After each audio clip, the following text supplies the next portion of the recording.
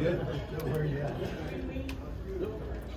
Coach, obviously a big one coming up this weekend, 70th birthday. Any plans, excitement going on? Well, you know, we're focused on what's happening here today. This is a great organization. We always look forward to coming over here. These guys really support Children's Hospital and do a lot of good things for a lot of people. So we'll kind of take it one day at a time during a bye week. You know, there's a lot of things we need to work on to improve on, and when we get the week done, you know, we'll spend a little time trying to enjoy, you know, our birthday. But, you know, once you get to a certain point birthday-wise, you know, I don't know, it makes you think about a lot of things that you could back up and do different. I guess that's part of the experiences that you develop through the years. There was a really cool moment that ESPN captured Saturday. Bryce was on the bench and you were kneeling down talking to him and your faces were like that close together. What's it been like to coach him, and how enjoyable of an experience has that been? Well, he's an easy guy to coach. He tries to do everything the right way. He wants to do everything the right way. He always prepares well for the game. He's got a great personality. He's got really good leadership qualities about him. It's really important to him to sort of be the best that he can be, which you always love in competitors and you always love in players. But there's also always times for, you know, some teaching moments, which players gain and learn through experience. And, you know, sometimes you just need to talk about things. And, you know, Bryce is always really receptive to that because, you know, he's one of those guys that's never defensive about any corrections, because he really takes it like he'd like people to, in terms of trying to use that experience, that failure even, as an opportunity to grow and get better. There's another moment the cameras caught you after some of the delayed games. What were going on with some of those delayed games coming out of kickoffs? Well, I think that one of the things that you have to be really aware of on the sidelines, which I was just as upset with the coaches as I was with the players, although, you know, you always got to look at the shot clock and get the play off. But, you know, we have so many stoppages in the game for TV. And a lot of those stoppages occur when you have change of possessions or dead balls. And sometimes it doesn't get communicated very well to the sidelines that we're rolling.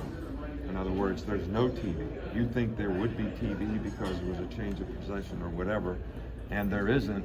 And then we're sitting there on the sidelines talking to the players when we need to be sending them out on the field. So, and then when we do send them out on the field, they need to take the field, run out on the field, get ready to go, so we can call the play even if the shot clock is running down, and get the play executed. So it was a combination of all those things, but some of it was administrative on our part. Hey, when the lights go off and all that, you know, at the stadium, especially on the night games, is that ever distracting as a coach? Or if you're trying to show things on clipboards or anything, does that affect anything? Not really. I mean, not to me, but I guess you'd have to ask everybody involved. It doesn't impact me. I know the players really like the atmosphere that's created that they can play in. It makes it special for them. I've never heard any of them say it's a distraction of any kind, but I've never seen it have an impact or effect on anyone that's coaching. As you guys move forward, in terms of pass protection, how can you guys improve, or what are things you guys are going to be working to make sure that that's better going forward? Well, I think that we got to fundamentally get better sometimes at just blocking games. That's been, you know, one of the issues, so we have a solid pocket. And, you know, we got to get better at recognizing protections. I think in the last game, you know, we made several mistakes on, we have a protection called, and we think they're going to pressure us, and we don't get into correct protection. So that's not really an offensive line issue. That means we're going to leave somebody that we can't block, and we have to throw the ball hot.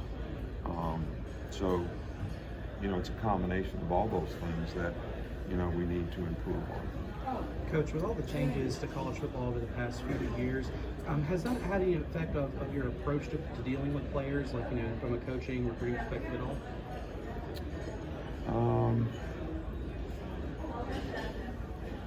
I don't really.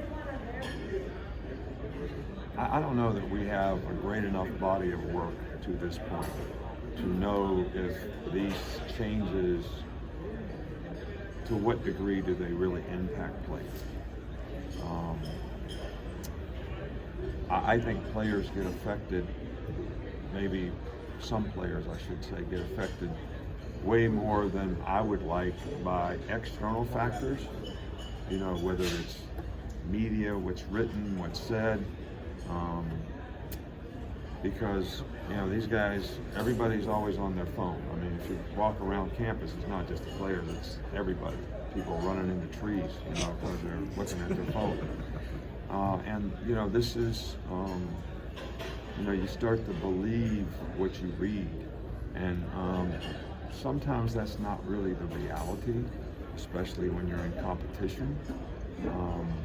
And if that affects your ability to prepare, the intensity that you play with when you go to the game, then that's something that you really have to be careful of with, you know, your team and your players, that this is not impacting them in a way that affects preparation or their intensity on game day. On that note, how great has Bryce been at kind of handling that? He's a player that's got a lot of hype. I think he's done a really good job. I mean, I haven't seen it affect his performance, his preparation. You know, he's one of those guys that's focused on the right stuff. You know, he understands that his value is created by performance, and he's focused on his performance. And, you know, players should come to Alabama to want to win a championship and create value for themselves. And the smart ones know that they create value for themselves by how they perform, and that none of those things really should be a factor relative to all that. Thanks, all man. right?